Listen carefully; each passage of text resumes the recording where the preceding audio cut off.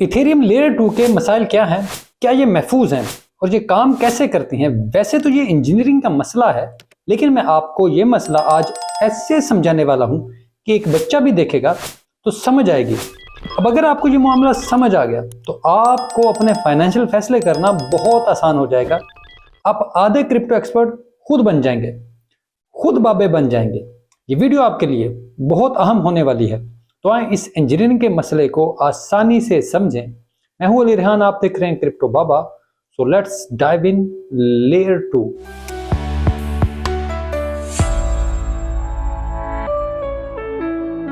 यार, मैंने आपको सब समझाने के लिए बहुत मेहनत की है, तो कमेंट जरूर करना अगर अच्छी लगे तो, क्योंकि ये मैंने आपके कमेंट्स के बाद बनाई है, तो पूरी भी लाजमी देखनी है। ये मेरी डिमांड है जो आप पर पूरी करना लाजिम है। तो चलिए लेयर 2 को समझते हैं। मेरे हाथ में 3 पेन हैं। रेड ये इथेरियम की मेन चेन है जिसे हम बीकन चेन कहते हैं। फिर ब्लैक ये लेयर 2 है, और तीसरा है ब्लू, इसे हम सीक्वेंसर कहते हैं। अब ये क्या बला है ये मैं आपको बाद में बताऊंगा। तो रेड बीकन चेन है, ब्लैक लेयर 2 और ब्लू फिर सीक्वेंसर है। ये 3 आइटम्स हैं। अब इथेरियम की मेन चेन एक डिसेंट्रलाइज्ड प्लेटफॉर्म है जहां जो भी ट्रांजैक्शन होती है उसे वैलिडेटर्स ओके करते हैं। तो ये रेड पेन फिर उसके बाद चलना शुरू होता है और इस ट्रांजैक्शन को लिख लेता है। इसका रिकॉर्ड ऑनलाइन आ जाता है। मगर जैसे जैसे रेड पेन ज्यादा से ज्यादा लिखता है तो ज्यादा से ज्यादा कागज भरते हैं। फिर इन कागजों को संभालना मुश्किल हो जाता है। अब ये पेन सालों से लिख रहा है, तो बीकन चेन के ऊपर रिकॉर्ड बढ़ता जा रहा है, कागज संभालना मुश्किल होता जा रहा है। यहाँ कागज की जगह ऑनलाइन रिकॉर्ड है, तो इसे सब संभालना और रिकॉर्ड को मेंटेन करना मुश्किल हो जाता है। इस वजह से यहाँ पर ट्रांजैक्शन महंगी और स्पीड कम हो जाती है। इसकी वजह से इथेरियम ने लेयर 2 सोल्यूशन बनाया, और यह है ब्लैक पेन। इथेरियम ने फैसला किया कि आप ज्यादा वैलिडेटर्स ना रखें, 2-3 बंदे वैलिडेटर के तौर पर रखें जो ट्रांजैक्शन को वैलिडेट करे, क्योंकि इस तरह ज्यादा पेमेंट नहीं करना पड़ेगी और सस्ती ट्रांजैक्शन लेयर 2 के ऊपर होगी। यानी एक अलहदा चेन पर 2-3 ही वैलिडेटर्स होंगे, तो तेजी से ट्रांजैक्शन भी हो जाएगी, 2-3 बंदे उसको वैलिडेट भी कर देंगे और ब्लैक पेन फिर उसे नोट करेगा, लिख लेगा। लेकिन इसको सिक्योरिटी इथेरियम की मेन चेन ही देगी। अब ये शेयर्ड सिक्योरिटी क्या है? इसके तहत लेयर 2 के वैलिडेटर्स अपने पास बड़ी तादाद में इथेरियम रखेंगे। वो ट्रांजैक्शन वैलिड करने के बाद इस ब्लैक पेन से उसे लिखेंगे, और इस तमाम ट्रांजैक्शन को ब्लैक पेन ना सिर्फ अपनी चेन के ऊपर लिखेगा बल्कि इसे बाद में ब्लू पेन में भी डाल देगा जो कि सीक्वेंसर है।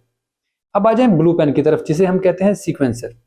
ब्लैक पेन लेयर 2 पर ट्रांजैक्शन लिखने के बाद ब्लू पेन के पीछे लग जाता है और तमाम रिकॉर्ड इसमें आकर डाल देता है। फिर ये ब्लू पेन इंतजार करता रहता है कि रेड पेन यानी मेन चेन किस वक्त फ्री होगी, इस पर ट्रांजैक्शन की फीस कब कम होगी और कब इसका इस्तेमाल नहीं होगा।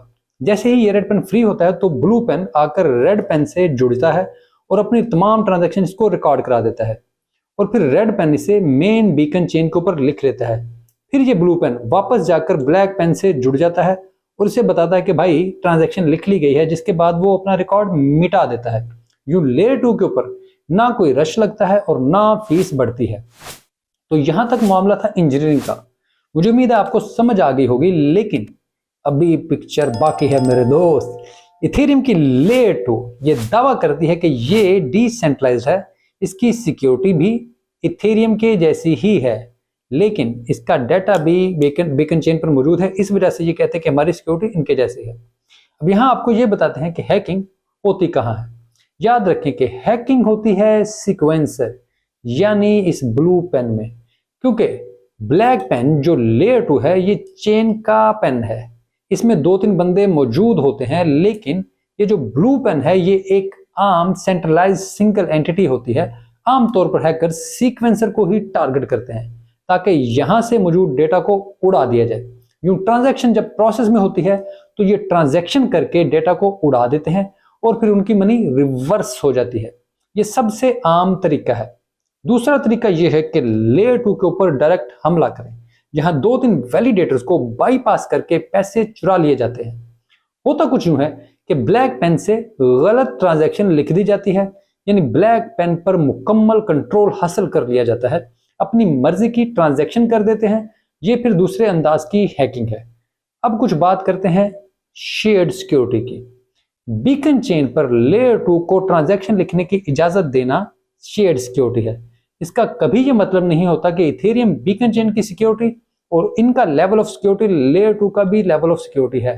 इनके वैलिडेटर्स सिर्फ सीक्वेंसर या ब्लू पेन के डेटा को ही वैलिडेट करते हैं। ये बीकन चेन वाले वैलिडेटर से मुख्तलिफ होता है। अब आपको यहां तक तो ये समझ आ गई होगी कि लेयर 2 के इंजीनियरिंग सॉल्यूशन में बहुत सी गलतियां मौजूद हैं। ये मुकम्मल तौर पर सेफ नहीं है। इसी वजह से मैं अक्सर लेयर 2 पर तनकीद करता हूं। यहां थोड़ी सी जीरो नॉलेज प्रूफ्स पर भी बात कर लें। इथेरियम का कहना है कि वो दुनिया के बड़े फाइनेंशियल इदारों को ऑन चेन लाने के लिए जीरो नॉलेज प्रूफ लेयर 2 बना रहा है। सुनने में अच्छा लगता है, लेकिन ये क्या है? तो ये जीरो नॉलेज लेयर 2 में फाइनेंशियल इदारा अपनी ट्रांजैक्शन खुद करेगा, खुद ही इसे रिकॉर्ड करेगा और इसके डेटा को पब्लिक नहीं किया जाएगा। यानी इसमें रेड पेन नहीं होगा। बस वो अपनी टोटल ट्रांजैक्शन के मुताबिक इथेरियम खरीद कर अपने पास रखेंगे, इसके अलावा कुछ नहीं होगा। जितने जीरो नॉलेज प्रूफ्स आएंगे, इतने फाइनेंशियल इदारे ज्यादा इथेरियम खरीदेंगे और फिर इस तरह इथेरियम की प्राइस बढ़ेगी। अब यहां यह समझें कि प्राइस का बढ़ना और इंजीनियरिंग सॉल्यूशन का ठीक होना ये दो मुख्तलिफ बातें हैं। जैसे लेयर 2 की कीमत बढ़ सकती है, बहुत ज्यादा बढ़ सकती है, क्योंकि वो इथेरियम से जुड़े हुए हैं, लेकिन इसका मतलब ये नहीं कि वो महफूज भी हैं। लॉन्ग टर्म में ये स्केलिंग सॉल्यूशन काबिले अमल नहीं है, लेकिन ये मेरी राय है। हो सकता है कि आपको ये इंजीनियरिंग सॉल्यूशन सुनकर कोई और राय समझ आए और आप अपनी कोई और राय कायम करें, लेकिन मैंने अपनी तरफ से पूरी ईमानदारी से आपको ये समझाने की कोशिश की है। अगर मुझे आपका रिस्पॉन्स अच्छा लगा और वीडियो आपने पसंद की, तो मैं आपको एवेक्स की इंजीनियरिंग भी समझाऊंगा और आपको ये भी बताऊंगा कि क्यों मैं इसका जबरा फैन हूं और क्यों बतौर इंजीनियरिंग मैं इसका कायल हूं। लेकिन इसके लिए आपको मुझे अपनी मोहब्बत दिखाना होगी। प्लीज वीडियो को लाइक करें, कमेंट करें और कमेंट में बताएं कि आप एवेक्स की इंजीनियरिंग देखना और समझना चाहते हैं, और अपने क्रिप्टो के दोस्तों के साथ इस वीडियो को शेयर भी करें। क्योंकि मैं वायरल कंटेंट नहीं बनाता, तो इसके लिए ज़रूरी है कि आप सब मेरा साथ दें और घंटी लाजमी बजा दिया करें। अगर ऐसा नहीं होगा तो आपको कैसे पता चलेगा कि मैंने वीडियो अपलोड कर दी है।